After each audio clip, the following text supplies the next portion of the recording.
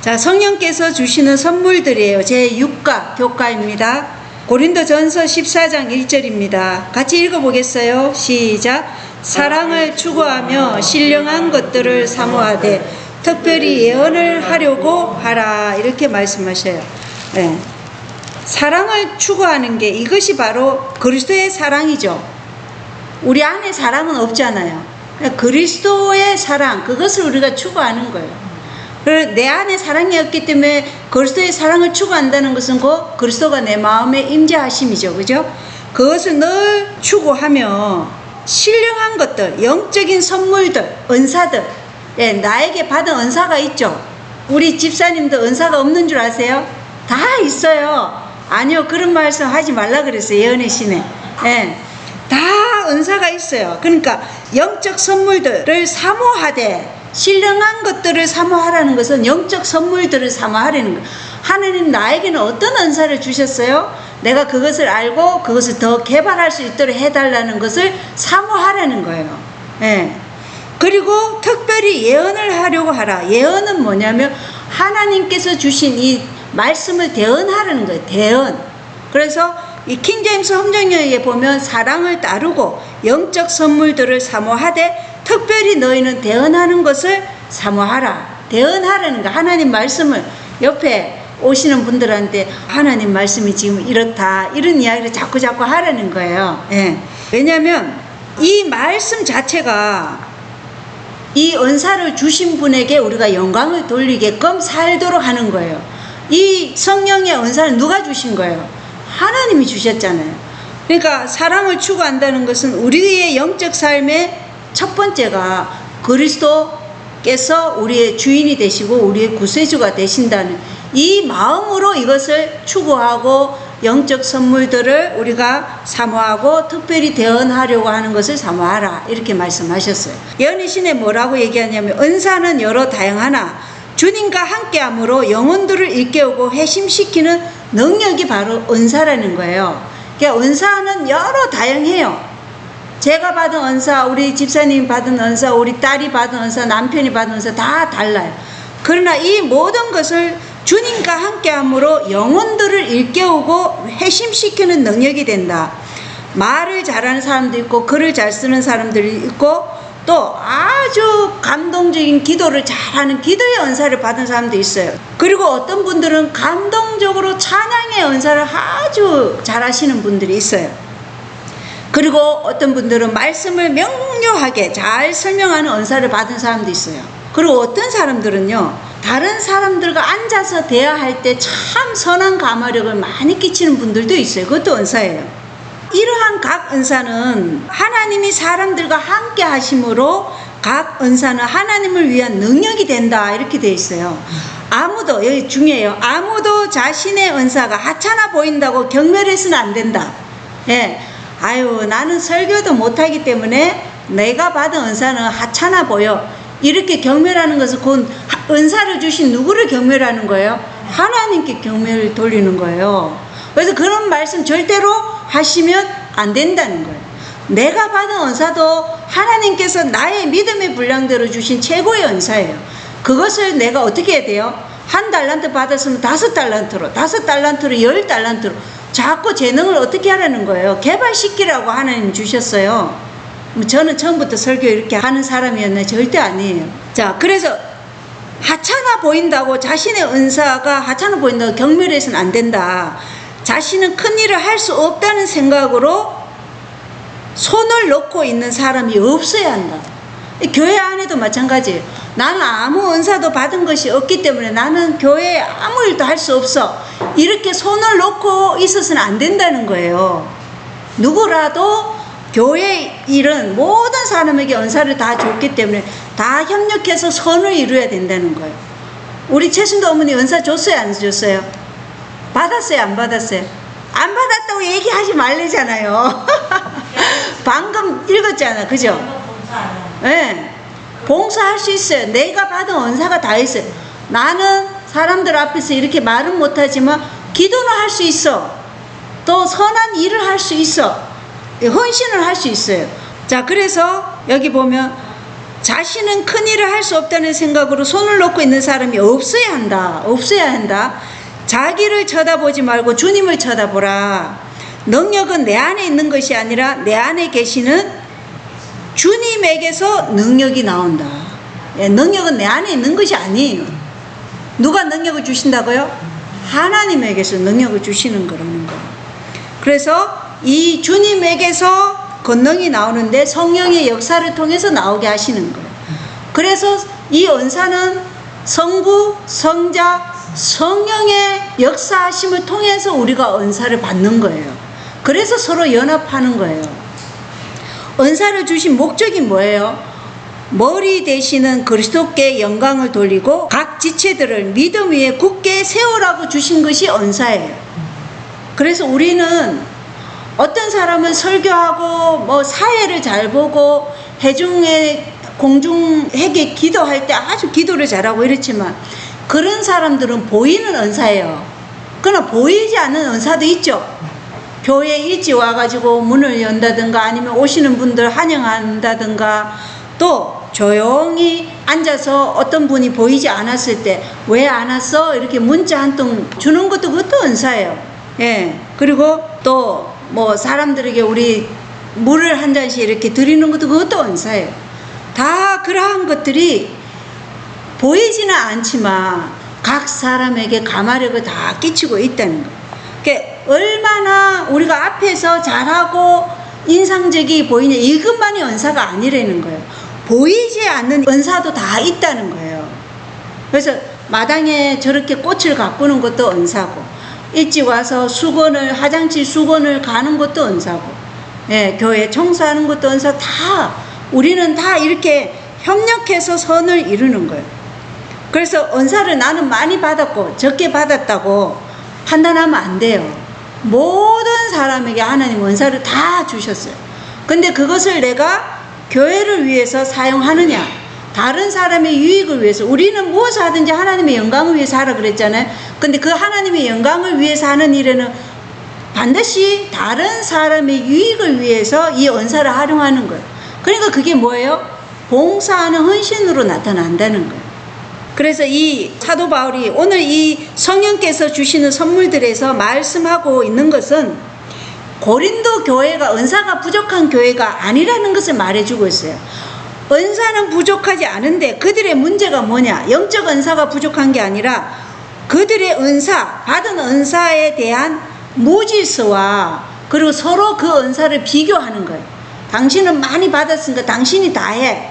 나는 못 받았어. 그러니까 서로를 비교하고 또 받은 은사를 가지고 서로 경쟁하는 거예요.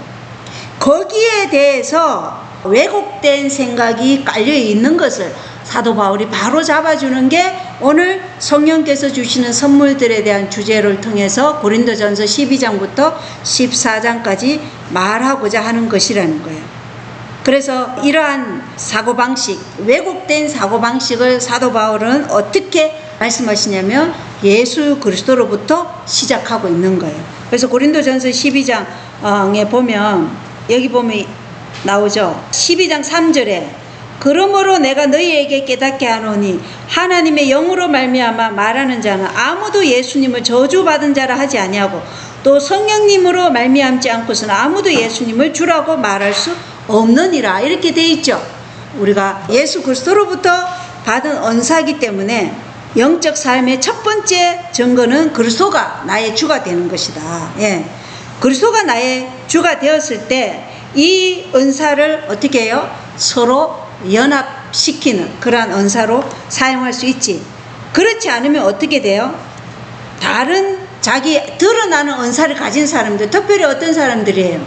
설교자나 또 사회 보는 사람들은 기도한다거나 이런 사람들은 그렇지 않은 사람들을 어떻게 해요? 예, 약간 무시한다거나 아니면 또 그렇지 않은 사람들은 그런 사람들을 보면서 경쟁의식을 느낀다거나 그리고 무질서하게 되는 이러한, 그리고 은사는 우열을 가리기 위해서 준 게 아니에요. 뭐 내가 설교한다고 내가 제일 높고 이런 게 아니죠. 예, 눈에 보이지 않는 그러한 작은 일들이 이 교회를 사실은 이끌어가는 거예요. 내가 보내는 작은 사랑의 메시지, 내가 보내는 작은 사랑의 관심, 사실은 설교자보다 그러한 눈에 보이지 않는 은사들이요 더 많이 교회 공동체의 연합을 이끌어가는 힘이 되는 거예요. 그걸 사도 바울이 얘기하는 거예요. 그래서 은사를 많이 받았다 적게 받았다 이게 전혀 여기서는 있을 수 없다는 거예요. 누구나 다 받았고 누구나 다 이 은사를 활용할 수 있는데 그 활용하는 은사를 어떻게 하라고요? 그리스도의 몸 안에서 서로 연합하게 하라. 연합하도록 이 은사를 사용하라. 그리고 그 연합은 어떻게 하라고요? 사랑 안에서 조화를 이루는 그런 연합이 돼야 된다. 이걸 말해주고 있는 거예요. 그래서 우리 모두가 은사를 받았어요. 그래서 오늘 일요일 소재 보면 은사의 다양성. 은사의 다양성을 보면 고린도전서 12장 4절 보면 이제 선물은 여러 가지나 같은 성령이시고 직무는 다르나 같은 주시며 활동은 여러 가지나 모든 것 안에서 모든 것을 행하시는 같은 하나님이 계시되 이렇게 되어 있어요. 자, 그래서 고린도전서 12장 1절로 6절을 보면 은사는 다양하나 성령은 같은 성령이시다. 그리고 이 은사의 다양성은 성부, 성자, 성령의 연합 안에서 존재한다는 것입니다. 그리고 모든 은사는 신성한 원천에서 나와요. 왜? 성자 하나님, 성부 하나님, 성령 하나님 안에서 그 원천에서 나오기 때문에 그래서 모든 은사는 신성한 원천에서 나오고 영혼들을 어디로 인도해요? 주님의 말씀으로 일깨우고 회심시키고 각 지체들을 믿음 위에 굳게 세움으로 그리스도께 영광을 돌리는 그러한 것이 하나님께서 우리에게 주신 은사의 목적이에요. 은사를 주신 목적이 뭐라고요? 모든 것이 신령한 원천에서 나오기 때문에 주님의 말씀으로 사람들을 일깨우고 또 사람들을 회심시키고 각 지체들을 믿음 위에 굳게 세움으로 그리스도께 영광 돌리게 하는 것이 은사를 주신 목적이에요. 그래서 여기 연애신에 읽어보면 포도나무에는 많은 가지가 있고 비록 그 가지들이 다를지라도 그들은 서로 싸우지 않는다. 그런데 교회 안에는 싸움이 있나요, 없나요? 있어요. 뭐 직원회 할 때 싸우는 일도 들어있는데 이것은 바람직하지 않죠. 우리가 이런 것을 당연하게 여기면 안 되는 거예요. 그래서 우리는 포도나무의 가지가 여러 가지예요. 예수님은 포도나무의 줄기시고 뿌리시고 우리는 그 포도나무 가지들이에요. 그러니까 포도나무 가지에 어떤 것은 깨쭉하게 긴 게 있고 어떤 것은 약한 것도 있고 그래요. 어떤 것은 강해 보이지만 어떤 것은 아주 연약한 가지도 있어요. 그래서 다양해요. 그리고 그 받은 은사도 다양해요. 그러나 그들은 서로 싸우지 않는다는 것입니다. 다양성 속에서도 통일성이 있고 가지들은 모두 다 한 근원에서 영양 공급을 받아요. 다 예수님으로부터 영양 공급을 받아요. 거룩하신 분으로부터. 이것은 그리스도의 추종자들 간에 있어야 할 연합의 예정이 된다. 그들은 각기 다른 분야의 일에 종사하지만 그 머리는 오직 하나뿐이다. 한 성령께서 여러 가지 다른 방법으로 그들을 통하여 역사하신다. 교회의 머리 되시는 분은 예수님이고 성령께서는 진리의 영이기 때문에 그 진리의 영께서 여러 가지 다른 방법으로 우리 각 사람을 통해서 역사하신다는 거예요. 은사는 각기 달라도 행동에는 조화가 있다. 행동에 조화가 있어야 돼. 다 예수 그리스도를 높이고 그분께 영광을 돌리고자 하는 마음으로 조화가 있어야 한다는 것입니다. 그래서 고린도전서 12장을 연구해보라. 연구해보라 그랬어요. 그리고 고린도전서 13장은 매일 읽으라 그랬어요. 읽고 묵상하라. 사랑장이니까.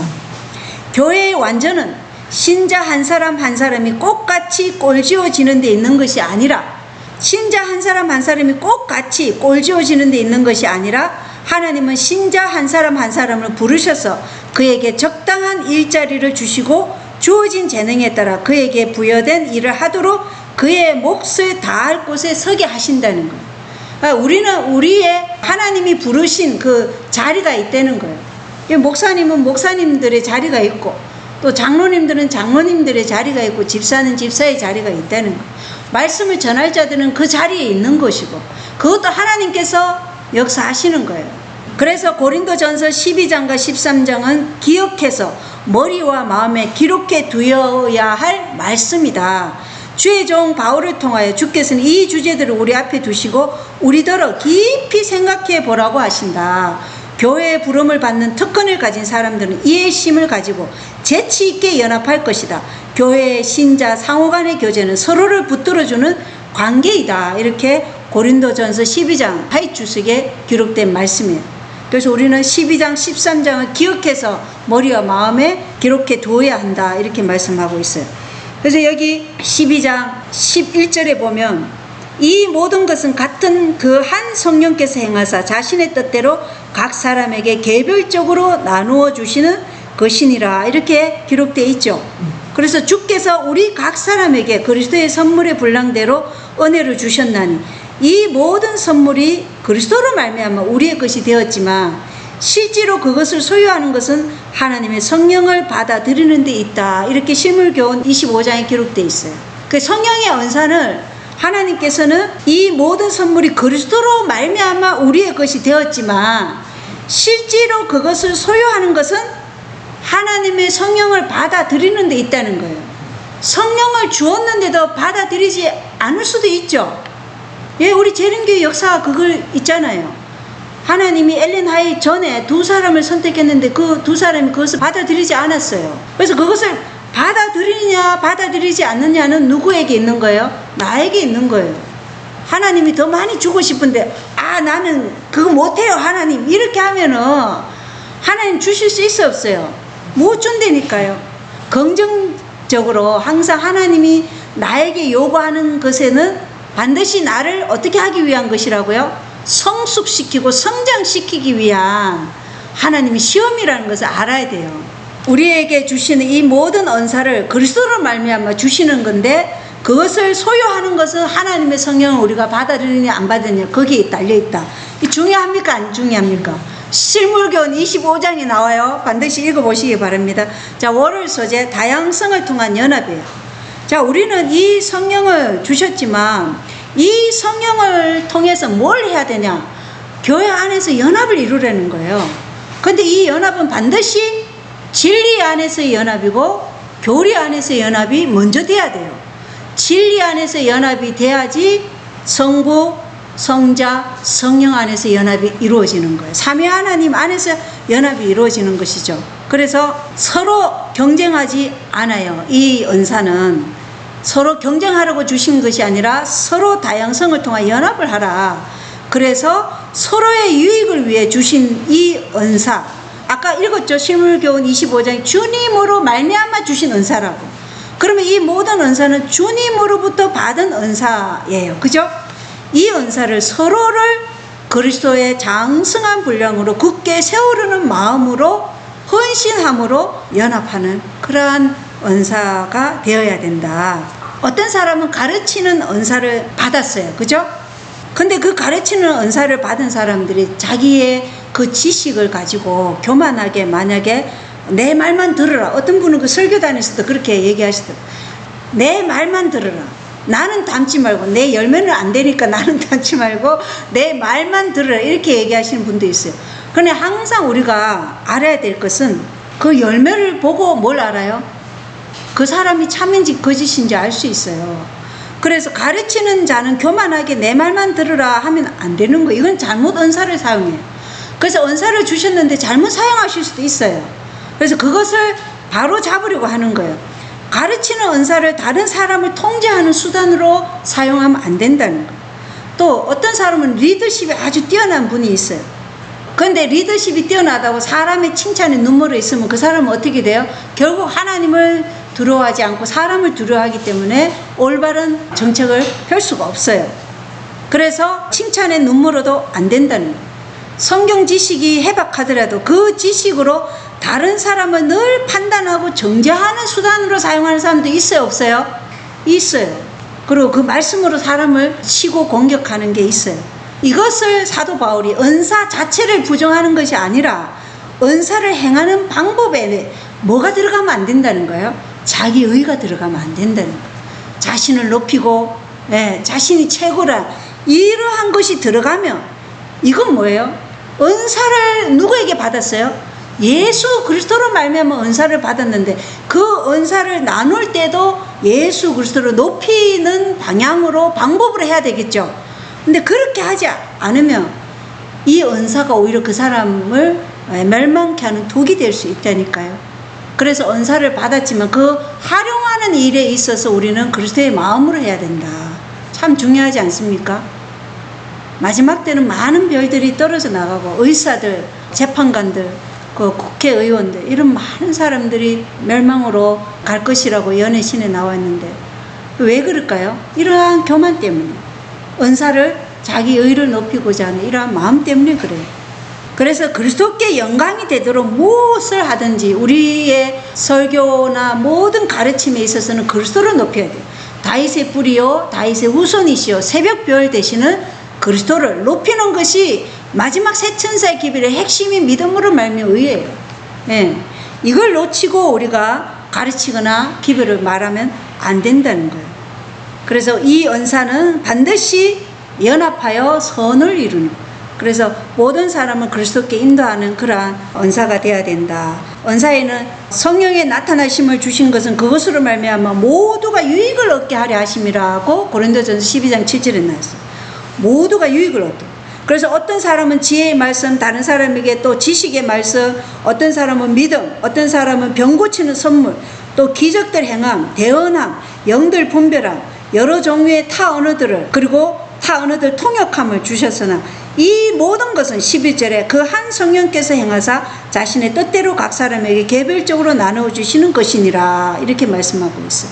그래서 하나님께서 우리에게 주신 은혜에 따라 우리가 다른 선물들을 가지고 있으니 대언이면 대언, 그리고 우리가 믿음의 분량대로 대언해라, 혹은 사역이면 사역을 우리가 우리의 사역하는 일로 섬기라는 거예요. 그죠?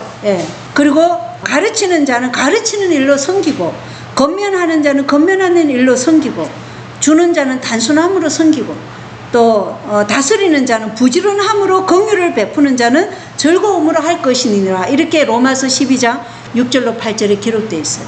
각 사람이 다 이 머리 되시는 그리스도를 영광 돌리기 위한 그런 은사로 사용해야 된다, 이렇게 말씀하고 있어요. 그리고 에베소서 4장 11절에 보면은 그분께서 더러는 사도로, 더러는 대언자로, 더러는 복음 전도자로, 더러는 목사 겸 교사로 이렇게 주신 것은 성도들을 완전하게 하고 섬기는 일을 하게 하며 그리스도의 몸을 세우게 하려 하심이라. 그리고 마침내 우리가 다 믿음과 하나님의 아들을 아는 것에서 하나가 되어 완전한 사람에 이르고 그리스도의 충만하심에 장성한 분량에까지 이르리니 오직 사랑 안에서 진리를 말하며 모든 일에서 그분 안에 이르도록 성장하게 하려 함이라. 그분은 머리신이고 그리스도시니라. 자, 여기 지금 고린도전서 12장, 로마서 12장 6절로 8절, 그리고 에베소서 4장 11절로 15절까지 이 모든 은사를 주신 목적이 나와 있죠. 모든 사람을 다 믿음과 하나님의 아들을 아는 것에서 하나가 되어 완전함에 이르게 하고자 하신 것이고, 그 완전함은 곧 그리스도의 충만하심에 장성한 분량에까지 이르도록 하기 위한 것이라는 거예요. 우리의 은사는 이 목적을 위해서 사용되어져야 한다. 이것이 우리에게 은사를 주신 하나님의 계획이라는 것입니다. 우리가 이걸 알면 교회 안에 은사를 가지고 다투는 일은 없겠죠. 내 지식이 니보다 낫다 이런 것도 없죠. 그래서 고린도 교인들은 각 사람이 받은 은사로 사람들의 서열을 정하려고 했지만, 그들은 어떤 사람은 중요한 은사고, 어떤 사람은 덜 중요한 은사고, 어떤 사람은 중요하지 않은 별 볼일 없는 은사다, 이렇게 취급을 했다는 거예요. 그러나 별 중요하지 않은 은사는 하나도 없다는 거예요. 교회 안에는 조용하게 청소하고, 또 교회 오지 않은 사람에게 문자를 보내고 전화하고, 또 방문해야 돼 안 해야 돼요? 방문도 하고, 이러한 것들이 다 우리에게 주신 은사라는 거예요. 근데 그것을 한 사람이 다 할 수 있나요? 다 못해요. 쓰러져요. 죽게 생겼어요. 한 사람이 다 못해요. 그래서 이것을 각자 은사를 나누도록 하나님께서 역사하신 거예요. 그래서 힘있는 설교를 하지만 어떤 사람은 조용히 가서 그 사람을 따뜻하게 맞아주는 이런 은사도 있어요. 어떤 사람은 아주 조용히 말없이 교회 청소도 하고 이런 전도지를 뿌린다든가 씨 뿌리기 전도도요. 어떤 분들은 매주마다 비가 오나 눈이 오나 그렇게 하시는 분들도 있어요. 어떤 사람은 대정투를 뿌리고 어떤 사람이 인터넷 선교도 하고 그리고 시골에 오신 그 작업자들 시골 생활하러 오신 분들을 돕는 이러한 선교, 이것이 최고의 선교다 이렇게까지 연애 신에는 기록되어 있어요. 그리고 어떤 사람은 의료 선교사예요. 의료 선교를 통해서 몸도 치유해주면서 말씀으로 그들에게 접근하고 많은 선교 사역이 있어요. 말씀 선포 사역도 있지만 이렇게 다양한 은사를 다 주셨어요. 그래서 여기 리벤 헤럴드 영감의 교훈에 보면 불평과 다툼을 모두 치워버리라. 최고가 되려고 애쓰지 말라. 남의 달란트를 부러워하지도 말라. 남의 달란트 부러워하지 마십시오. 저도 어떤 분들 보면 야 저분은 정말 설교를 잘하신다. 유창정 목사님 설교 딱 들었을 때요. 저것이 바로 설교구나. 이게 딱 이렇게 오더라고요. 그것도 부러워하지 말래요.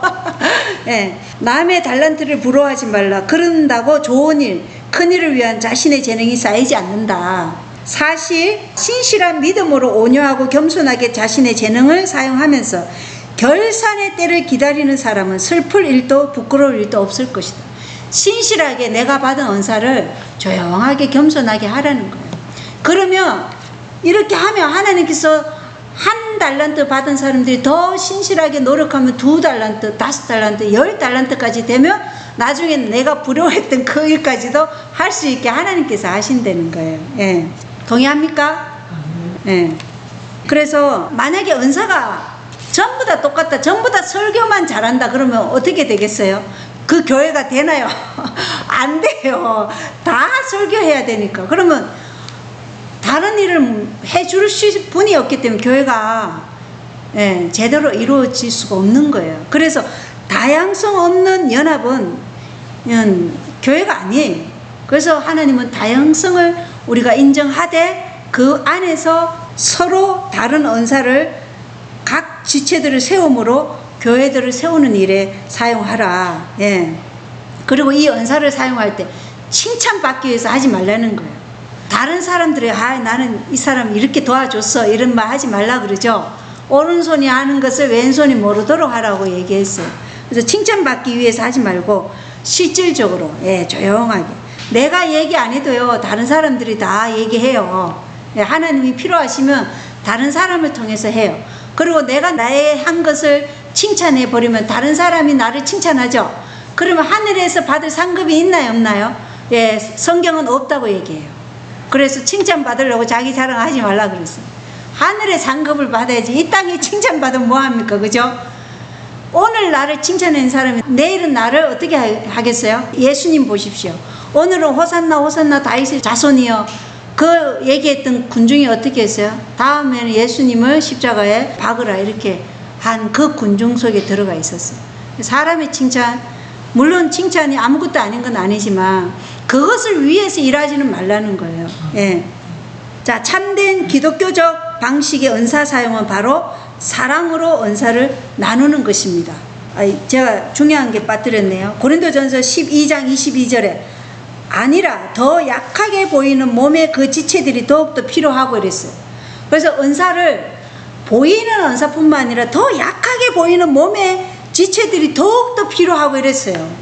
더욱더 필요하대요. 그러니까 우리의 은사들이 보이지 않는 은사를 할지라도 그 사람들이 더욱더 필요하다 이렇게 말씀하고 있는 것이고요. 또 26절에 보면 한 지체가 고통을 받으면 모든 지체가 그것과 함께 고통을 받고 한 지체가 존귀를 얻으면 모든 지체가 그것과 함께 기뻐하는 일. 그래서 이렇게 교회 목사님이 설교한 거 다른 사람들한테 이렇게 나누잖아요. 인터넷 선교하셔야 돼요. 이 설교가 나에게 참 감동이 되었다. 그럼 다른 사람한테 나누면서 나는 이 목사님이 이렇게 말씀해서 너무 좋아. 이거 나누셔야 돼요. 그러면 내 기쁨이 다른 사람에게도 기쁨이 되도록 하는 것도 우리가 마땅하게 해야 할 은사예요. 왜냐? 여기 보십시오. 한 지체가 존귀를 얻으면 모든 지체가 그것과 함께 존귀를 얻는 거예요. 그러면 이 말씀이 하나님께 영광이 되는 말씀이라고 우리가 선교를 하면 우리도 함께 존귀함을 얻는다는 거예요. 그리고 한 지체가 고통을 받으면 우리가 교회 안에 고통을 받는 신자가 있으면 함께 슬퍼하고 위로해주는, 이것도 마땅히 해야 될 것이죠. 고린도전서 12장 28절에도 교회 안에는 사도들도 있고 대언자도 있고 교사도 있고 기적들을 행하는 사람도 있고 병 고치는 거, 선물들, 돕는 일, 다스리는 거, 여러 가지 타언어들이 다 있다, 이렇게 얘기하는 거예요. 그러나 이 모든 언사를 사용할 때는 사랑으로 하라. 그래서 고린도전서 13장 사랑장이 있는 거예요. 이 모든 언사를 사랑으로 하라. 자, 화요일 소재 보겠어요. 자, 고린도전서 13장 사랑은 자기 부인이에요. 왜냐하면 우리 안에는 사랑이 없기 때문에. 그래서 사도 바울의 삶은 바로 한마디로 요약하면 무슨 말로 요약할 수 있을까요? 사도 바울의 삶은 자기 부인의 삶이었어요.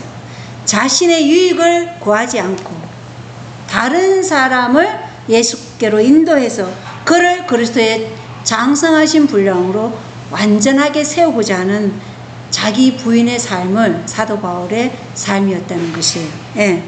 왜냐하면 사랑 자체가 자기 부인의 삶이기 때문입니다. 그래서 고린도전서 13장의 사랑장을 한마디로 요약하면 뭐라고요? 자기 부인의 삶이라는 것입니다. 자기 부인의 삶. 그래서 여기 고린도전서 13장 1절의 하위 주석을 보면 주께서는 내가 고린도전서 13장으로 그의 백성들의 주의를 환기시키기를 원하셨다. 이 장을 매일 읽고 여기에서 위로와 힘을 얻으라. 하나님께서 성화된 사랑, 하늘에서 난 사랑에다 부여하시는 가치가 어떠함을 배우고 그것이 가르치는 바 교회들을 그대의 가슴 속에 깊이 새겨두라. 그리스도와 같은 사랑은 하늘에서 나는 것임을 배우고 그것이 없는 다른 모든 자질들은 아무 가치가 없다는 것을 배우라. 사랑이 없는 모든 언사는 아무 가치가 없다, 이렇게 얘기하고 있죠. 그래서 우리에게 중요한 것은 받은 언사를 얼마나 우리가 사랑으로 다른 사람에게 봉사하고 헌신하고자 하는가, 이게 중요한 거예요. 그리고 모든 교회 내 갈등을 뭘로 풀어내라는 거예요? 사랑으로 풀어내라. 이것이 고린도전서 13장의 말씀인 것이에요. 사랑은 모든 언사가 올바른 목적으로 인도하는 덕목이라는 것입니다. 여기 보십시오. 사랑이 없으면 소리나는 징과 울리는 꽹과리다. 내가 사람들의 언어들과 천사들의 언어들로 말할지라도, 아무리 성경과 예언의 신으로 아주 유창한 설교를 할지라도 사랑이 없으면 소리나는 징과 울리는 꽹과리가 된다. 내가 대언하는 선물이 있고 모든 신비와 모든 지식을 이해하며 모든 믿음이 있어 산을 옮길 수 있을지라도 사랑이 없으면 아무것도 아닌 거예요.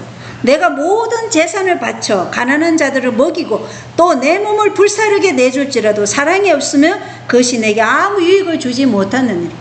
자, 교회를 몇 개 세우고 사람을 얼마나 인도했던 사랑이 없으면 아무것도 아니라는 거예요. 교회는요, 배고프면 오기도 해요. 그렇지 않습니까? 60년대 70년대 우리 재림교회가 밀가루를 나눠줬을 때 그때 많은 사람들이 왔어요. 그러나 이제 우리나라가 부유해지자 재림교회를 얼마나 많은 사람이 떠났어요. 그죠? 그런 사람들은 이 그리스도의 사랑에 녹아들이지 않았기 때문에 그렇게 떠난 거예요. 사랑은 뭐라고 얘기해요? 오래 참고, 사랑은 친절하고, 사랑은 시기하지 아니하며, 사랑은 자기를 자랑하지 아니하며 우쭐대지 아니한다. 자, 여기 고린도전서 13장 3절에 내 몸을 불사르게 내줄지라도, 이게 중요해요. 내 몸을 불사르게 내준다는 것은 순교자를 얘기할 수 있어요. 자, 근데 이 순교자에 대해서 사도행적 319쪽에는 뭐라고 얘기하냐면, 열심히 순교자의 죽음을 당할지라도 사랑으로 행하지 아니하면 그분께서는 그를 미혹당한 강신자나 야심만만한 위선자로 여기실 것이다. 자, 우리가 순교할 수 있어요. 그렇지만 내가 순교자의 죽음을 당할지라도 사랑으로 행하지 아니하면 그분께서는 그를 미혹당한 강신자나 야심만만한 위선자로 여기실 것이다. 분명하게 기록되어 있어요. 그래서 또 다른 예언의 신에는 순교자보다 뭐가 더 힘들다고 얘기해요? 자아를 부인하는 것이 더 힘들다, 이렇게 얘기해요.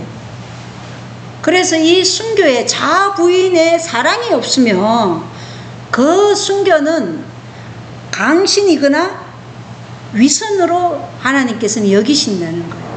그리고 여기 사랑장에 대해서는 우리 예언의 신에서 이렇게 고린도전서 13장만 가지고 쫙 설명해 놓은 게 있어요. 예, 그걸 우리가 자세하게 배우면 좋겠지만 지금은 그럴 시간이 없으니까 살짝만 넘어가겠습니다. 자, 오래 참아요. 그죠? 우리의 인내심이 바닥이 나서 이렇게 직원회 할 때도 올라오고 부부 간에도 올라오고 형제들 간에 얘기할 때도 올라오잖아요. 뭐가 없었어요? 인내심이 없었어요. 오래 참음. 근데 하나님이 우리를 향해서 오래 참으심을 한번 생각해 보세요. 만약에 하나님이 바로 죄 지으면 바로바로 그냥 적결 심판을 했다 그러면 죄 지을 사람 많을까요? 무서워서 죄를 못 져요.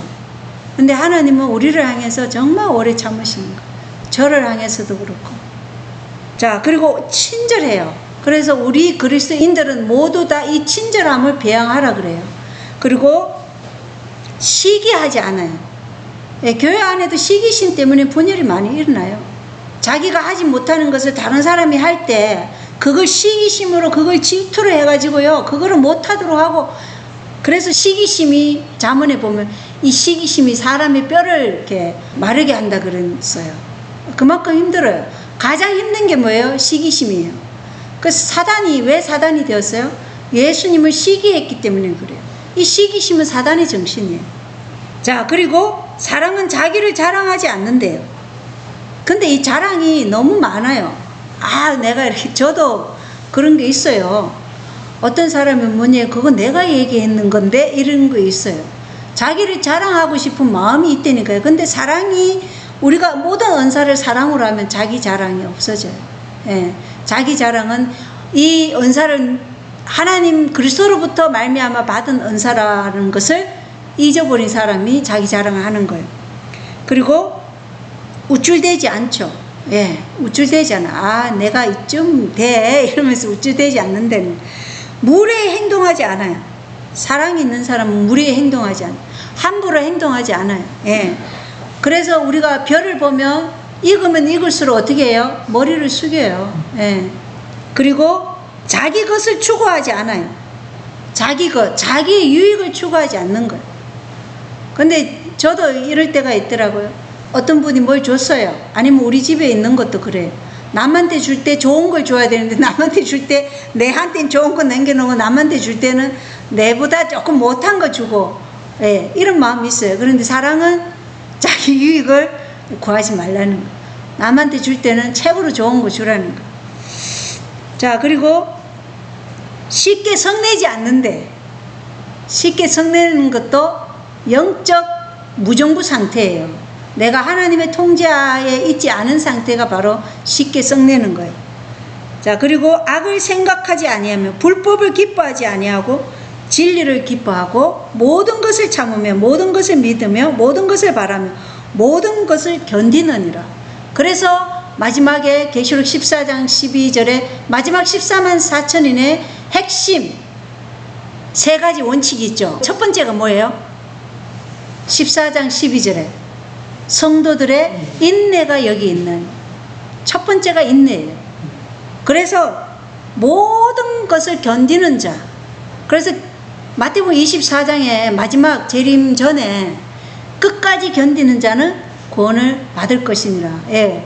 그 누가복음 21장에도 그런 말씀 나오잖아요. 끝까지 견뎌. 끝까지. 예.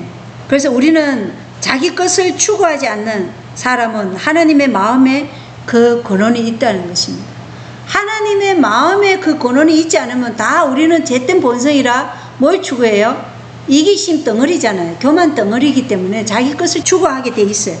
그러나 누구라도 가까이 가지 못할 빛에 거하시는 하나님의 품성은 온유하고 겸손하신 한 분 안에서 나타난다. 그럼 우리가 그리스도의 품성을 나타내기 위해서는 반드시 그리스도가 우리 안에 임재해 있어야 돼요.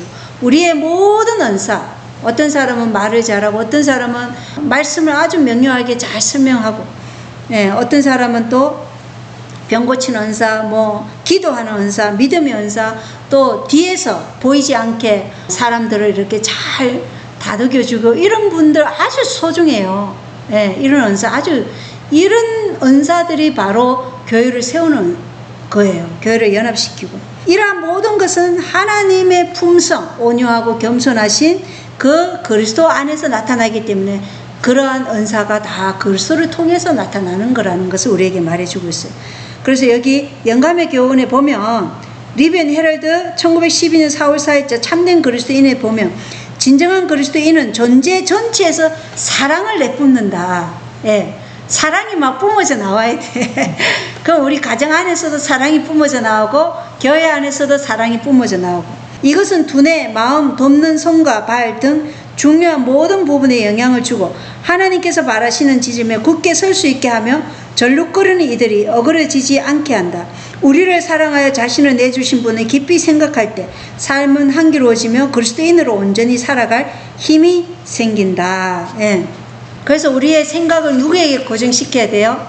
예수 그리스도께 고정시켜야 되는 거예요. 예, 예수 그리스도께 늘 삶을 고정시키면 우리의 삶은 향기로워지고 그리스도인으로 온전히 살아갈 힘을 하나님께서 우리에게 주신다는 거예요. 이 말씀으로 우리 모두가 살았으면 좋겠습니다. 예.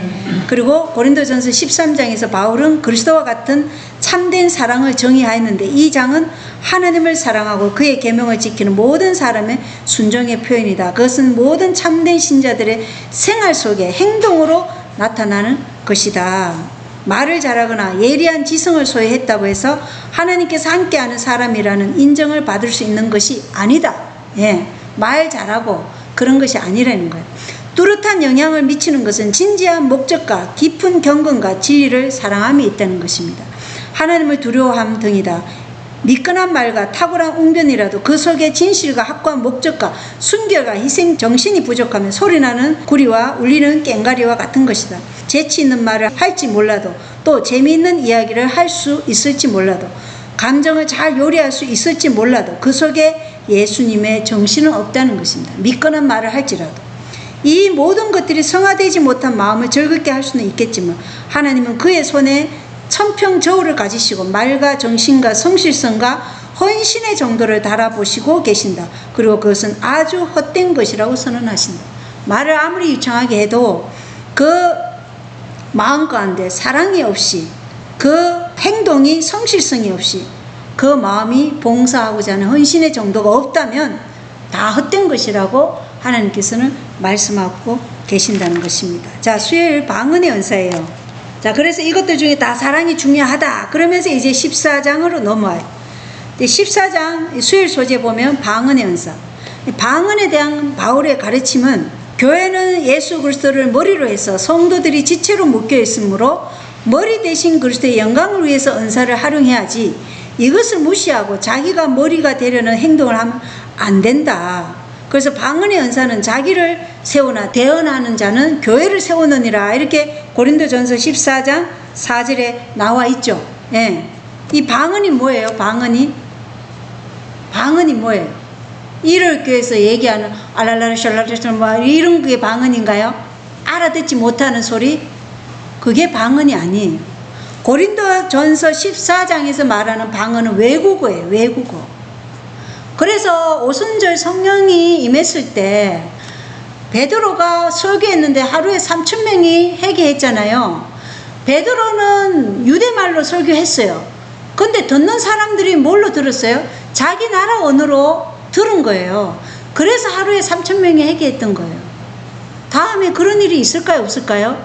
있어요. 미국에 있는 목사님이 어떤 또 기별자가 영어로 설교했는데 우리는 그걸 한국말로 듣는 일이 있다니까요.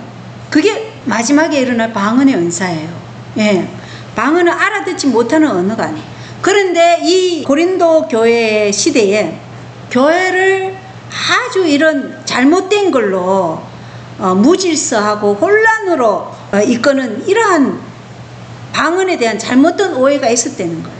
왜냐하면 이 고린도 교회가 생긴 이 고린도 사회 자체가 거기에 뭐가 있었어요? 아테네 신전이라는 그런 우상을 섬기는 신전들이 많았어요. 거기에 여사제들도 많았죠. 예. 그래서 여자들이 거기에서 막 이런 알아듣지 못하는, 그러니까 예수님이 기도할 때 중언 부언 하지 말라 그랬잖아요. 주문 외우듯이 똑같은 말을 할렐루야 할렐루야 할렐루야 뭐 이런 거 있죠. 하지 말라는 거예요. 그런데 아테네 신전에서 그런 일을 했다는 거예요. 그러니까 그것을 교회에서도 막 이상하게 그렇게 하는 거예요. 그렇게 하지 말라는 거고, 이 지금 사도 바울이 14장에 말하는 방언은, 방언하는 사람은 반드시 누가 있어야 된다? 통역자가 있어야 된다. 근데 여기서 보십시오. 제가 여기 전부 다 한국 분인데 제가 중국어로 설교를 한다 생각해보면 알아들어요, 못 알아들어요? 방언의 은사를 받았으면 알아들어요. 근데 방언의 은사를 받지 못했는데 어떻게 알아들어요? 그럼 반드시 통역하는 자가 있어야 된다. 이걸 얘기하는 거예요. 통역하는 자가 있을 때 그 방언의 은사를 가진 사람이 말하게 하라. 그런데 어떤 사람은 중국어를 할 수 있고 어떤 사람은 영어를 할 수 있는데 둘이 같이 얘기하지 말고 한 사람이 중국어를 하면 중국어를 말하고 통역하고, 그 다음 그 사람 말이 끝나면 그 다음에 영어로 말하는 사람 영어를 하고, 그 다음에 통역하는 사람 또 통역해서 듣게 하라. 이걸 얘기하는 거예요. 이렇게 해서 교회 안에 질서를 바로 잡고자 하는 것이 바로 고린도전서 14장의 말씀이에요. 왜냐? 알아듣지 못하면 아무 유익을 끼치지 못하잖아요. 가톨릭 성당에 가보세요. 라틴어로 미사를 봐요. 그 미사를 일반인들이 라틴어를 알아들어요? 못 알아들어요? 못 알아들어요. 못 알아듣는 말로 지금 예배 드리는 이러한 일이 바로 성당에서 행해지고 있는 거예요. 그러니까 그렇게 하지 말라는 거예요. 그래서 여기 방언보다 중요한 것이 뭐냐면, 영감의 교훈에 보면 십자가에 달려 죽으신 그리스도의 말씀으로 사람들은 다 회개해야 되지 방언의 은사로 하는 것이 아니다, 이렇게 얘기하는 거예요. 예. 자, 그래서 여기 고린도전서 14장 8절에 보면, 만일 나팔이 분명하지 못한 소리를 내면 누가 전쟁을 준비하리요? 나팔이 분명한 음성을 내라 그랬어요. 하박국 선지자는 우리가 달려가면서도 분명한 음성을 내라 그랬어요. 예, 달려갈지라도 하나님의 말씀은 분명하게, 어린아이라도 그 말씀을 딱 들었을 때 명료하게 이것이 무엇이구나 하는 것을 분명히 알아들을 수 있도록 하라고 그랬어요. 근데 통역하는 자가 없으면 그것을 알아들을 수 없다는 것을 말해주고 있어요. 자, 이제 목요일 소재 예언의 은사. 이 시간을 제가 좀 많이 쓰려고 했는데 시간이 많이 지나버렸네요. 자, 조금 더 시간을 쓰겠습니다. 예언의 은사 굉장히 중요해요. 자, 고린도전서 14장 20절에 보면, 형제들아, 이해하는 일에는 아이가 되지 말라. 너희가 오직 악한 일에는 아이가 될지라도 이해하는 일에는 어른이 될지니라. 이렇게 얘기했어요. 자, 악을 행하는 일에는 아이가 되라는 건 악을 행하지 말라는 것이죠. 아이가 되라는 것은. 그러나 이해하는 일에 있어서는 어른이 되라. 그러면 우리에게 주어진 이 말씀을 잘 이해하도록 하라는 거예요. 예. 그리고 이 예언의 은사, 대언의 은사예요. 자신이 받은 은사를 다른 사람과 비교하지 않고 어떻게 우리가 잘 섬길까, 이것을 사도 바울이 지금 우리에게 말해주고 있는 거예요. 왜냐? 은사는 다 다르기 때문에. 어떤 사람은 대중 앞에서 설교를 잘하는 은사도 있지만 어떤 사람은 잘 가르치는 교사의 은사도 주셨어요. 또 어떤 사람은 다른 사람을 예수께로 인도하는 복음 전도자의 그 은사를 탁월하게 잘 받은 은사도 있어요. 또 병 고치는 은사, 뭐 어려 선교 사역을 잘하는 분, 또 뭐 씨 뿌리기 이런 것도 잘하시는 분, 만나서 또 사람을 예수께로 인도하는, 교회로 인도하는 이런 은사를 잘 받았는데, 다른 사람과 비교하지 말고 어떻게 내가 받은 은사를 잘 활용할 수 있을까? 어떻게 공동체의 연합을 위해서, 진리 안에서 연합하기 위해서 이것을 활용할 수 있을까? 이것을 지금 사도 바울이 얘기해 주고 있는 것입니다. 그래서 우리가 분명히 알아야 될 것은, 예언의 은사는, 대언의 은사는 단지 미래를 위해서 주어진 것이에요? 아니면 오늘날 우리의 삶에 적용시키라고 준 거예요? 우리의 삶에 적용시키라고 준 거예요. 그래서 각 시대마다 하나님은 대언자, 선지자를 통해서 말씀하셨죠. 그 선지자들은 그 시대에 필요한 말씀을 하나님께서 선지자를 통해서 주셨어요.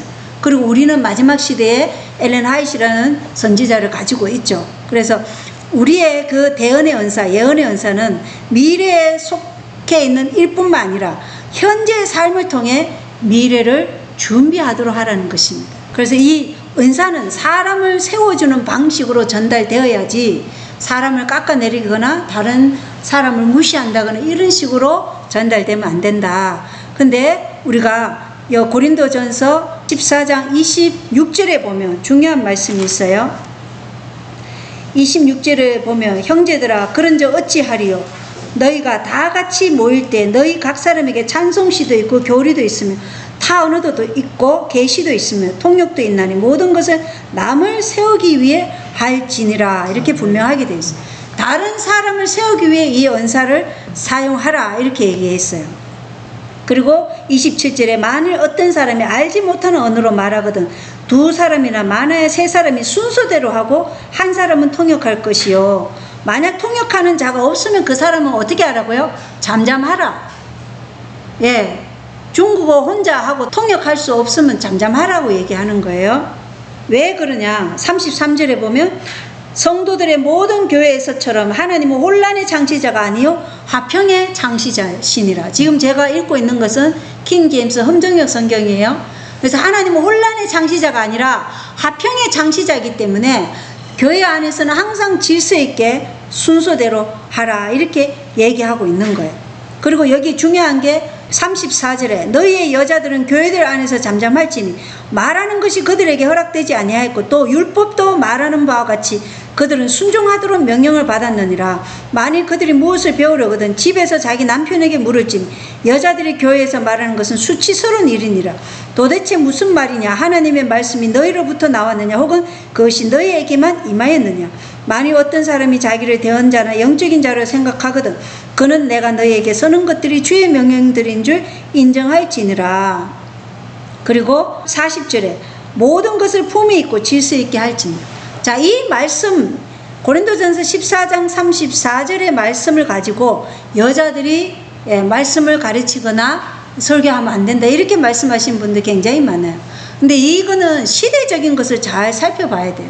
그 시대에 고린도 교회에 이러한 방언이나 예언이나 여자들이 말하는 것을 금지하는 것이 아니라 이때 아테네 신전에 여사제들이 굉장히 많았어요. 그 여사제들이 큰 소리로 소란을 피우고 좀 이렇게 떠들고 이러면서 남자들을 이제 주관하고 이러한 역사적 배경이 있다는 거예요. 마크 핀님 목사님도 그런 얘기 하시더만요. 그러한 배경에 의해서 여자들이 여신전에서 하듯이 그렇게 하지 말라는 거예요. 그런 것이지 여자들을 설교하지 못하게 하고 감독을 못하게 하고 그런 게 아니에요. 그래서 예언의 신에는 분명히 여자도 감독을 할 수 있다고 나와요. 그거를 어디에 있냐면 정근배 목사님이 한 성서 연구의 길잡이 거기에 보면 있어요. 제가 그걸 찾아온다는 게 잊어버렸어요. 다음에 제가 찾아와서 꼭 말씀드리겠습니다. 여자도 감독할 수 있다. 그럼 여자도 장로도 할 수 있고 목사도 할 수 있는 거예요. 지금 오늘날 감독이 그거잖아요. 장로고 목사예요. 근데 그것에 대해서 뭐 여자는 목사가 되면 안 되고 장로가 되면 안 된다 이러한 이론은 잘못됐다는 거예요. 자, 그런데 우리가 여기서 중요하게 생각해야 될 것은 이 대언의 은사에 4가지 시험이 있어요. 4가지. 반드시 우리가 대언하는 것을 잘 보고 4가지 하나님께서 성경에 말씀하신 이 말씀과 지금 합당한가를 살펴봐야 돼요. 첫 번째 대언의 은사에 보면 신명기 18장 22절과 예레미야 28장 8절 9절이에요. 자, 신명기 18장 22절에 보면 만일 대언자가 주의 이름으로 말하는데 그 일이 뒤따라 일어나지도 아니하고 성취되지도 아니하며 그것은 주께서 말씀하지 아니하신 것이 오직 그 대언자가 자기 뜻대로 그것을 말하였나니 너는 그를 두려워하지 말지니라. 그래서 이 예언, 대언에 있어서는 반드시 성경을 근거로 평가받아야 하는데 그 평가받는 시험이 4가지가 있다는 거. 그 대언한 말씀이 반드시 뭐예요? 성취되어야 하는 거예요. 만약 성취되지 않으면 그것은 하나님의 계시가 아니라는 것입니다. 그리고 이 말씀이 또 어디에 있냐면 예레미야 28장 8절 9절에도 있어요. 예레미야 28장 8절 9절에 보면 나와 너 이전에 옛적부터 있던 대언자들이 많은 나라들과 큰 왕국들을 향해 전쟁과 재앙과 역병에 대해 대언하였느니라. 이 지금 예레미야 선지자가 대언한 것을 하냐냐라는 이 거짓 선지자가 아니다. 우리는 바벨론의 포로가 되는 것이 아니라 예레미야는 70년을 얘기했는데 하나냐는 몇 년 얘기했어요? 2년 만에 돌아올 것이라 얘기했어요. 그때 예레미야가 평화를 대언하는 대언자로 말하건대 그 대언자의 말이 이루어질 때야 비로소 그 대언자가 알려지며 진실로 주께서 그를 보내셨음이 알려지리라. 그래서 그 대언한 말이 이루어지느냐 안 이루어지느냐, 그걸 통해서 우리는 이 대언자가 하나님께서 보내신 대언자인지 아닌지 분별할 수 있다는 것입니다. 예, 그런데 일부 예언은 조건부 선포된 일이 있죠. 그게 어떤 거예요? 누구를 통해서 그랬어요? 요나를 통해서 니느웨 성읍에 보내진 예언을 한번 보십시오. 그 예언은 뭐였어요? 조건부였어요. 너희가 회개하지 아니하면 이 니느웨 성을 40일 안에 하나님께서 무너뜨린다 그랬어요. 그러나 회개하면 하나님께서는 어떻게 한다고요? 하나님의 경고의 목적이 뭐였어요? 백성을 멸망시키기 위한 것이 아니라 뭐였어요? 회개시키기 위한 것이에요. 백성을 구원하기 위한 것이었어요. 예, 일부 조건부적인 예언도 있다는 것입니다. 그러나 우리가 이 예언자가 하나님의 선지자라는 것을 평가할 수 있는 그 첫 번째는 반드시 그 대언자가 얘기한 것이 이루어져야 할 때 이루어져야 한다는 것입니다. 그래서 그게 첫 번째. 그 두 번째, 이 예언자 그리고 이 선지자의 말이 이전 계시와 일치해야 된다는 거예요. 그것이 어디 있냐? 신명기 13장 1절로 3절에 있어요. 신명기 13장 1절로 3절. 자, 신명기 13장 1절로 3절에 보면 표적이나 이적 아무리 우리에게 보여줄지라도, 또 꿈꾸는 자가 아무리 그것을 우리에게 말할지라도 우리를 하나님의 말씀으로부터 길에서 벗어나게 하는 그 대언자는 누구라고요? 거짓 대언자라는 거예요. 그래서 신명기 13장 1절로 3절에 보면 사람을 하나님으로부터 멀어지게 하는 그러한 선지자는 그 사람이 어떠한 기적을 일으키고 이적을 일으킬지라도 그 사람은 따라가면 안 되는, 그건 거짓 선지자다, 이렇게 분명하게 얘기하는 거예요. 이사야 8장 20절. 자, 우리가 마지막 때 거짓 그리스도들이 많이 나타나고 거짓 선지자들이 많이 나타난다 그랬어요. 그래서 이것을 굉장히 우리가 반드시 알아야 돼요. 첫 번째는 어떤 사람이 요즘 계시 받았다는 소리 심상찮게 하는 사람도 있어요. 그러니까 그런 사람들이 계시 받았다고 하는데 그 일이 이루어지지 않으면 그 계시 받았다고 얘기하는 그 거짓 선지자라는 거예요. 이걸 분별할 수 있어야 돼요. 자, 이사야 8장 20절에 그들이 율법과 정언에게 구할지니 만일 그들이 이 말씀에 따라 말하지 아니하면 그 까닭은 그들 안에 빛이 없기 때문이니라. 자, 그들의 말이 율법과 정언이에요. 율법과 정언은 뭐예요? 성경과 예언의 신에 따라 말하지 않으면 그 사람에게는 빛이 없다. 그 사람 뭐예요? 거짓 기별자다. 이것이 두 번째 이 대언하는 사람을 시험하는 방법이고, 그 다음에 세 번째, 전달자의 그리스도에 대한 고백과 진리가 일치하는가, 그리스도에 대한 고백과 진리가 일치하는가, 그걸 봐야 돼요. 자, 요한일서 4장 1절로 3절을 보겠어요. 요한일서 4장 1절로 3절 중요합니다. 요한일서 4장 1절로 3절. 사랑하는 자들아, 영을 다 믿지 말고 오직 그 영들이 하나님께 속하였는지 그것들을 시험하라. 이는 많은 거짓 대언자들이 나와서 세상에 들어왔기 때문이라.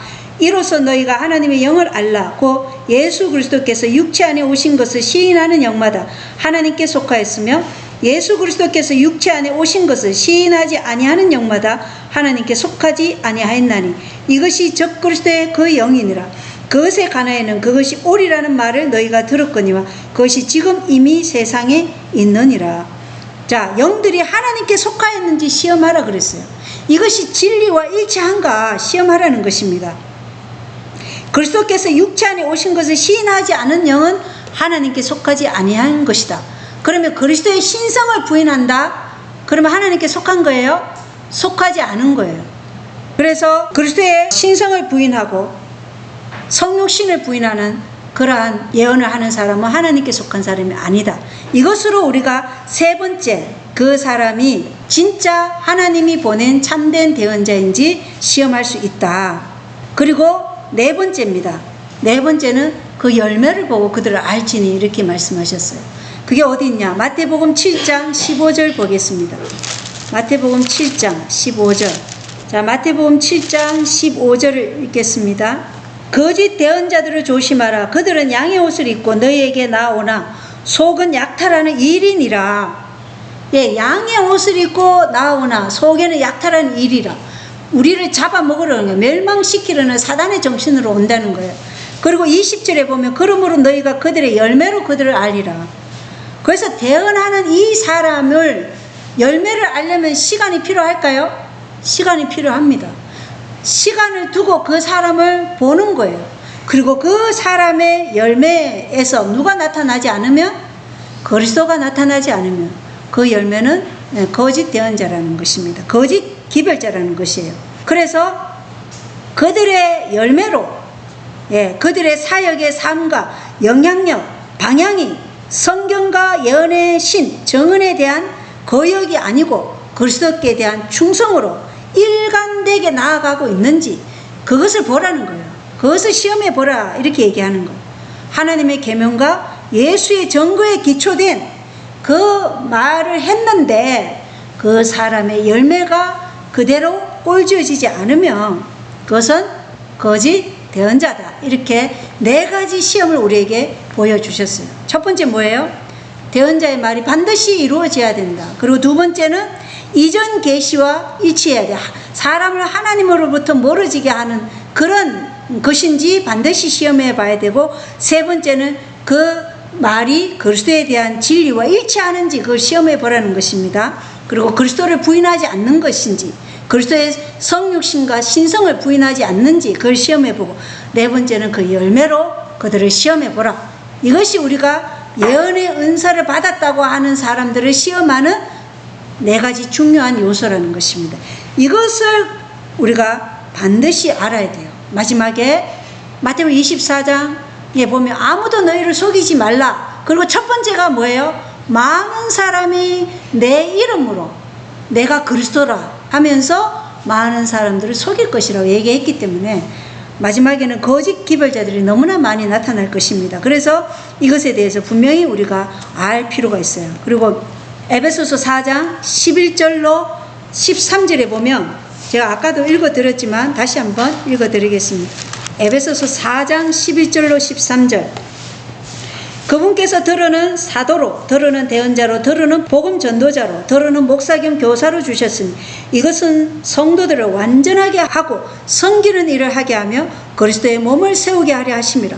마침내 우리가 다 믿음과 하나님의 아들을 아는 것에서 하나가 되어 완전한 사람에 이르고 그리스도의 충만하심에 장성한 분량에까지 이르리니. 자, 이것이 바로 성경과 예언의 신, 율법과 정거로 하나 되는 남은 무리가 되는 길이에요.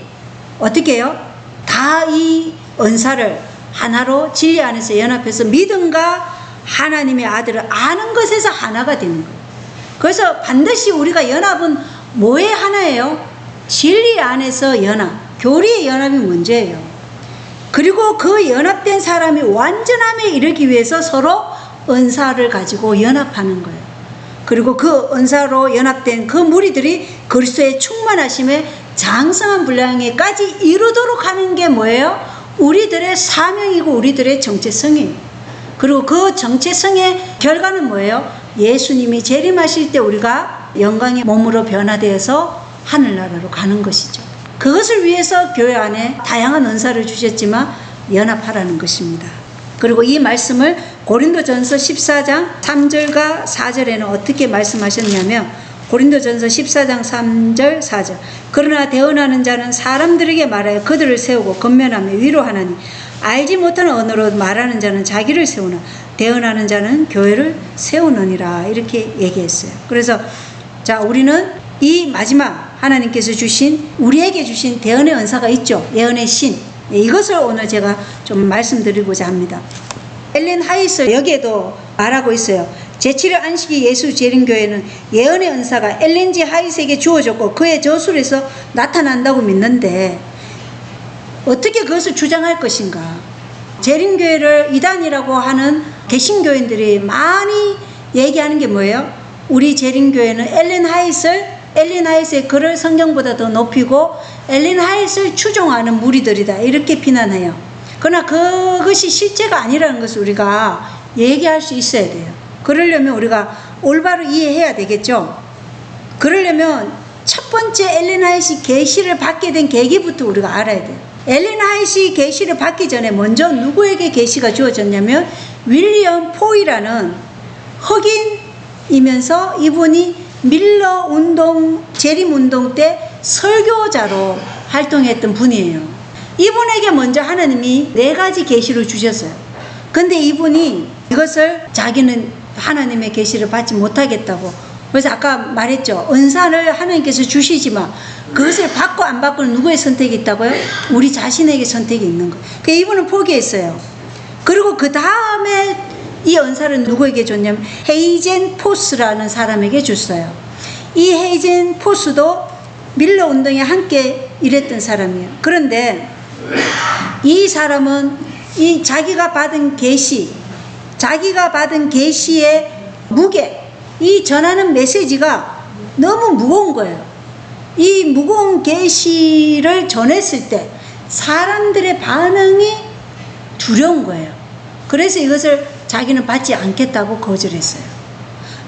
그래서 마지막에 엘렌 화이트, 교육을 초등학교 3학년도 채 받지 못한 그 여자에게 하나님이 계시로 주신 거예요. 그래서 예언의 신에 보면 가장 약한 자 중에 약한 자가 3번째로 채택됐다 이렇게 되어 있어요. 엘렌 화이트는 이 3사람 중에 가장 약한 자예요. 그러한 자를 하나님께서 쓰셨다니까요. 그리고 첫 번째 계시가 언제 일어났냐?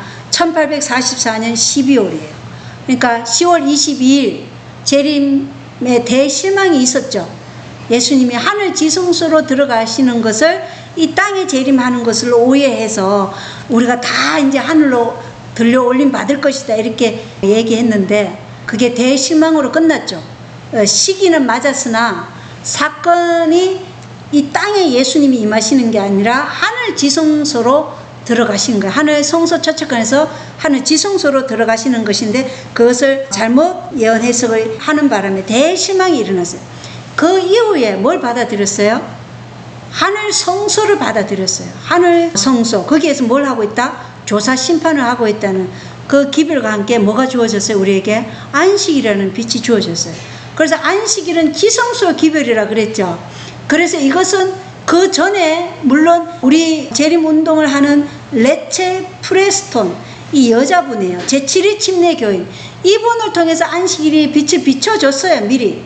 그러시면 그때는 이것이 지성소의 문이 열리 있지 않았잖아요. 성소와 지성소의 휘장이 아직 예수님이 지성소로 들어가지 않았기 때문에 아직 열리지 않았기 때문에 안식의 빛이 사람들에게 비춰지지 않았어요. 성경을 통해서. 그러나 제7일 침례 교인들은 제7일에 예배를 드리고 있었어요. 근데 그 일이 1844년 10월 22일 이후에 그게 비춰져서 그 은퇴한 선장이었던 조셉 베이츠가 그 빛을 받아들였어요. 그리고 조셉 베이츠가 먼저 이 안식일에 대한 소책자를 뿌렸어요. 그때 엘렌 화이트와 제임스 하이슨 이 조셉 베이츠가 뿌린 이걸 보고 너무 이 사람은 4번째 계명에 너무 치중한다 이러면서 그것을 받아들이지는 않았어요. 그러다가 같이 만나서 성경을 연구하면서 이 안식일 빛을 받아들인 거예요. 그리고 나서 나중에 하나님께서 빛을 주신 거예요. 7개월 후에. 그러니까 우리는 생각해야 되는 게 제가 이따도 말씀드리겠지만 하나님이 엘렌 화이트에게 먼저 계시를 주고 교리가 정해진 게 절대 아니에요. 우리가 이 문제를 가지고 교리적으로 성경을 연구하고 그것에 대해서 어떤 결론을 내렸을 때 그것이 옳은가 바른가에 대해서 하나님이 계시를 주신 거예요. 그런 것이지. 그래서 재림교회 교리가 엘렌 화이트를 통해서 교리가 만들어졌다. 이건 잘못된 거예요. 성경 연구를 통해서 교리가 만들어진 거예요. 예. 그래서 제가 여기 한번 읽어 드리겠어요. 그럼 안식일을 예. 1844년 예. 지나고 지도토로 들어갔던 다음에 안식일. 예, 그렇죠. 예. 기별을 이제 소책자로 만들어서 나누게 된 거예요. 예. 그러니까 1844년 여기 보면 엘렌 화이트이 언제 기별을 받아들였냐면 1844년 10월 22일 대실망으로부터 2달 후인 1844년 12월에 엘렌 화이트는 헤인스의 집에서 다른 4자매와 무릎을 꿇고 기도할 때 처음 계시를 받았고 그 후에 니콜즈의 집에서 또 다른 계시를 받았는데 이 계시를 받을 때 두 사람이 함께 했어요. 그런데 그 두 사람이 사르젠트와 로인스라는 사람이에요. 근데 이 두 사람은 엘렌 하이트 체면술에 걸렸다.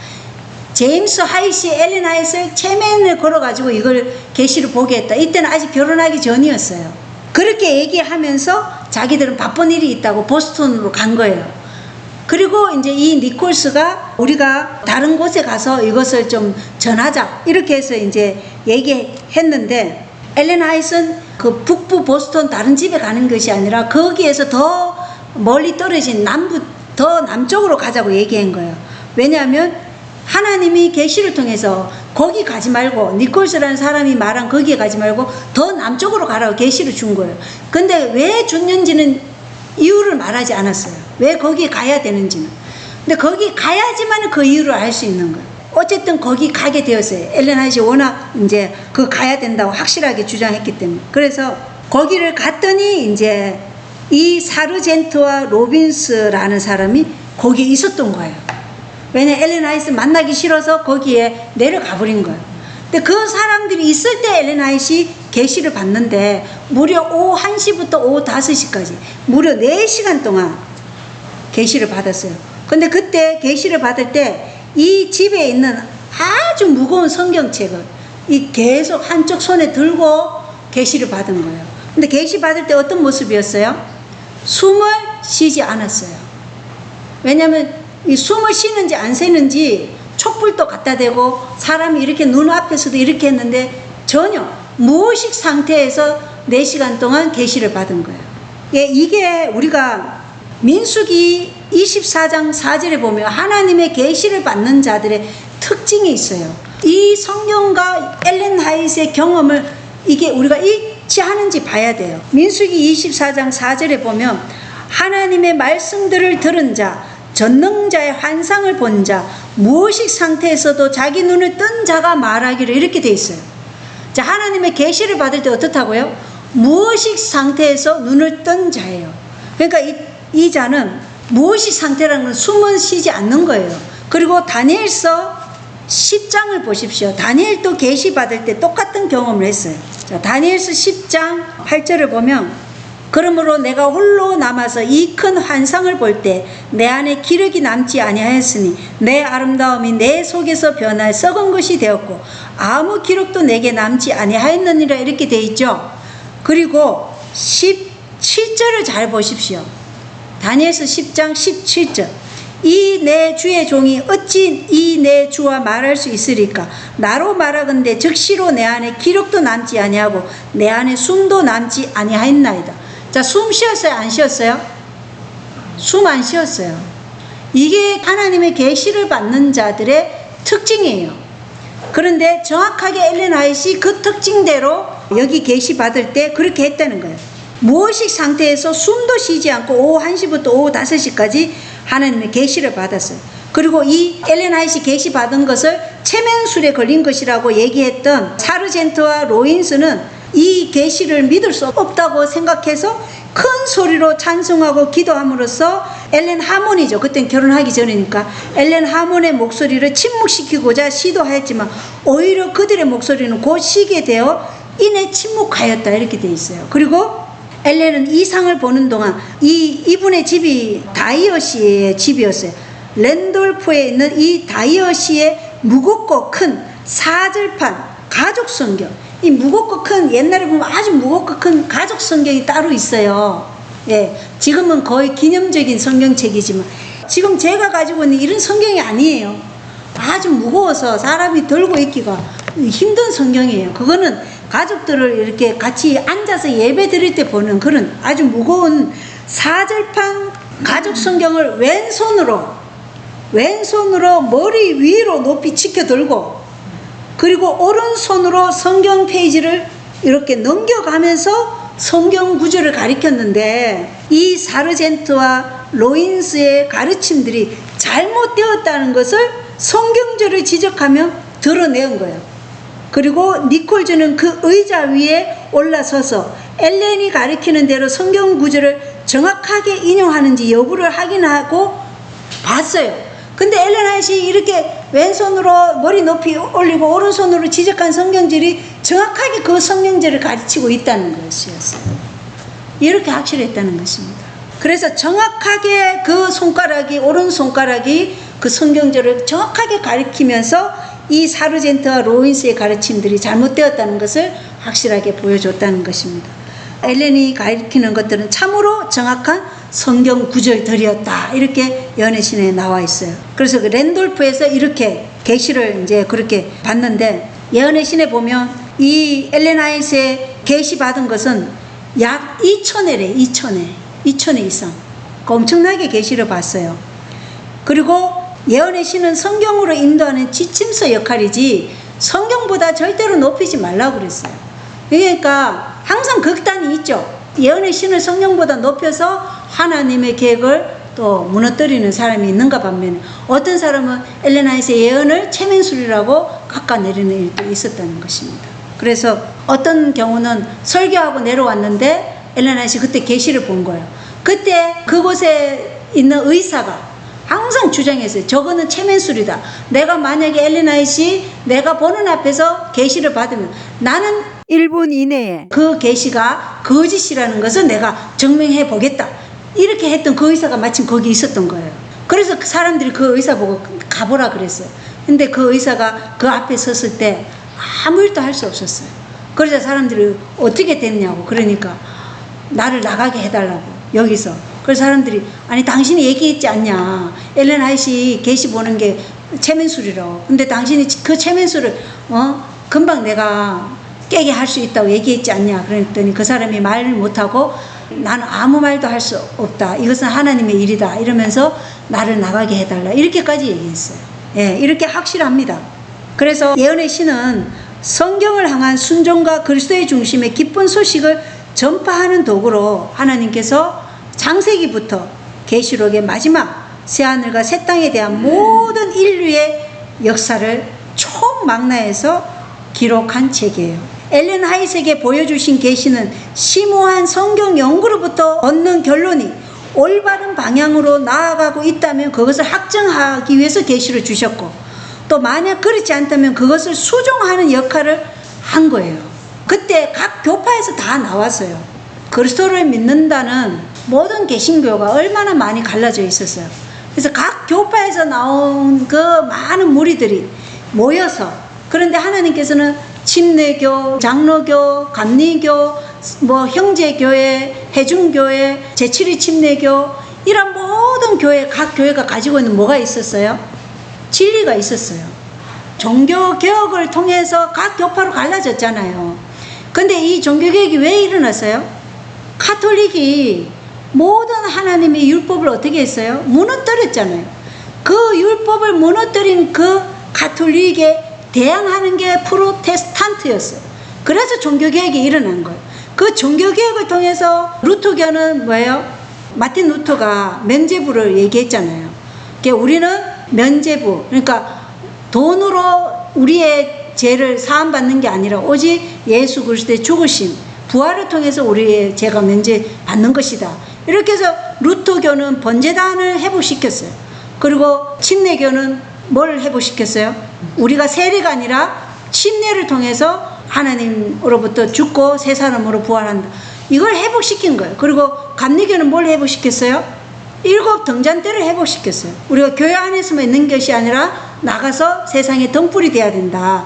복음을 전하고 선한 감동을 통해서 사람들에게 복음을 전파해야 된다. 그리고 틴데일이나 또 마틴 루터나 위클리프를 통해서 영어로 성경이 번역돼서 뭐가 회복된 거예요? 떡상이 회복된 거예요. 그리고 장로교회를 통해서 뭘 회복이 돼 있어요? 오직 우리의 기도는 누구에게만? 예수 그리스도의 중보를 통해서만 우리의 기도가 하늘에 상달된다. 장로교회를 통해서, 장로교회가 많은 오류가 있지만 그 장로교회의 존 녹스나 잔 칼뱅을 통해서 중보자는 오직 예수 그리스도 한 분이시지 신부가 우리의 중보자가 될 수 없다, 이걸 회복시킨 거예요. 그리고 마지막에 회복된 게 뭐예요? 율법이 회복됐잖아요. 넷째 계명, 안식이. 그리고 마지막 이러한 뿔뿔이 흩어져 있는 이 교리들을 어떻게 해요? 뿔뿔이 흩어져 있는 교리를 하나로 연합시키기 위해서 재림운동을 일으켰고, 그 재림운동을 일으킨 결과로 뭐가 열렸어요? 안식일 기별이 열린 거예요. 그래서 하나님은 이 목적을 위해서 재림운동이 그 사건적인 예언 해석은 잘못되었지만 하나님이 그것을 허락하신 거예요. 그래서 안식일 기별이 마지막에 열리면서 1863년에 재림교회가 조직이 되었습니다. 그러나 재림교육은 하나의 교단적인 것으로 조직이 된 것이 아니라 재림운동을 위해서 조직된 것이라는 거 우리가 반드시 알아야 되겠죠. 그래서 마지막 하나님의 무너진 율법인 안식일 기별이 다 회복이 되고, 그리고 그 안식일 기별이 회복되면서 믿음으로 말하면 오히려 다시 한번 우리에게 비춰주면서 마지막 예수님의 재림을 준비하라고 말씀하신 거예요. 그래서 우리가 이 성경과 예언의 신, 이 두 기둥이 바로 남은 무리의 정체성이에요. 율법과 증거. 그래서 마지막 하나님의 계명과 예수의 증거, 예수의 믿음을 가졌다는 것은 곧 뭘 가졌다는 거예요? 하나님의 계명, 이 십계명 전체, 그러니까 특별히 네 번째 계명, 안식일, 일곱째 날 토요일 안식일 계명을 가지고 지키고, 그리고 예수의 증거라는 건 뭐예요? 예언의 신이에요. 예언의 신을 분명히 하나님의 성령의 감동을 통해서 하나님이 세우신 선지자라는 엘렌 하이트에 대한 분명한 이걸 주장할 수 있어야 돼요. 만약 이걸 주장하지 못하면 우리는 예수의 증거를 가진 자예요? 안 가진 자예요? 가지지 않았어요. 예수의 믿음도 없어요. 왜냐하면 예수의 믿음은 바로 이 예수의 증거를 통해서 우리로 하여금 살게 하니까. 그래서 14만 4천의 무리는 반드시 하나님의 계명과 예수의 증거, 예수의 믿음으로 연합되는 무리예요. 그게 바로 진리 안에서 연합이고 그리스도 안에서 하나로 되는 연합이에요. 이걸 위해서 하나님께서는 마지막 선지자로서 엘렌 하이트 우리에게 주신 거예요. 엘렌 하이트 이 시대의 마지막 선지자입니까? 동의하죠? 오늘날 재림교회 안에 엘렌 하이트를 부인하는 사람들이 너무나 많이 지금 생기고 있어요. 그리고 예언의 신의 말씀을 부인하는 사람들도 많아요. 그렇지만 우리가 예언의 신을 보면, 우리가 아까 네 가지 시험하라 그랬죠. 예언의 은사, 이 대언의 은사가 진짜 참인지 거짓인지 시험하라 그랬어요. 엘렌 하이트를 보면 예언자 말이 성취되었나요? 안 되었나요? 반드시 성취되었어요. 예. 그리고 이전 계시와 일치한가요? 일치해요. 그리고 사람을 하나님부터 멀어지게 하나요? 아니죠. 사람을 더욱더 하나님을 닮기 위한 장성한 분량으로 하는 계시라는 거예요. 그리고 세 번째, 엘렌 하이트 예수님의 신성과 성육신을 부인하나요? 그렇지 않죠. 예, 진리와 일치한 거예요. 그리스도의 말씀과 일치한 거예요. 네 번째, 엘렌 하이트 열매를 아시나요? 엘렌 하이트는 정말 사랑의 선지자였어요. 그의 삶을 한마디로 요약하자면 자기 부인의 삶이었어요. 엘렌 하이트 이 제임스 하이트가 결혼했을 때 그의 밥상이 뭔지 아십니까? 플라스틱 통 2개 얹어놓고 그 위에 그냥 판때기 하나 깔아놓고 거기서 밥 먹었어요. 그게 엘렌 하이트의 삶이었어요. 정말 먹을 양식이 없어서 땡볕에 나가 철도에 나가 일하고 제임스 하이트. 왜냐, 하나님의 기별은 분명하고 엘렌 하이트에게 주신 그 기별을 하나님께서 전하라고 하는데 출판을 할 돈이 없어서 날마다 그렇게 일했어요. 그래서 제임스 하이트의 이름 밑에 뭐라고 적혀 있다고요? 충성. 그게 제임스 하이트의 하늘에서 받을 새 이름이에요. 그러면 그 부부의 일은요, 정말 자기 부인의 삶이었어요. 그래서 엘렌 하이트를 부인하는 사람들은 정말 엘렌 하이트이 어떤 삶을 살았는지 모르는 사람들이에요. 이 예언의 은사를 시험하는 것에서 엘렌 하이트는 하나도 불일치하지 않아요. 그는 온전히 성경에 있는 하나님, 그 예수 그리스도를 쫓아서 산 삶이었어요. 그것을 우리가 반드시 이해해야 됩니다. 이것을 모르면 마지막 남은 무리가 될 수 없어요. 그래서 마지막 남은 무리는 성경과 예언의 신, 그리고 예수의 정언으로 삼은 이 엘렌 하이트, 마지막 하나님께서 세우신 선지자라는 것을 이걸 분명히 이해하고 주장할 수까지 있어야 돼요. 주장해야 됩니다. 주장할 수 있겠죠, 이제? 민수기 24장 4절과 다니엘서 10장 17절. 숨을 쉬지 않았다. 그리고 무엇이 상태였다. 그게 예언의 신에 기록이 되어 있어요. 그리고 사람들이 시험을 해봤다니까요. 실제로 그 시대 사람들이 촛불을 갖다 대도 이게 움직이지 않아요. 그리고 이렇게 해도 전혀 무엇이 있어요. 그냥 이렇게. 신명기 몇 민수기 24장 4절. 민수기? 예, 민수기 24장 4절. 계시를 받는 자들은 무엇이 상태고 또 다니엘서 10장 17절에는 숨을 쉬지 않는다.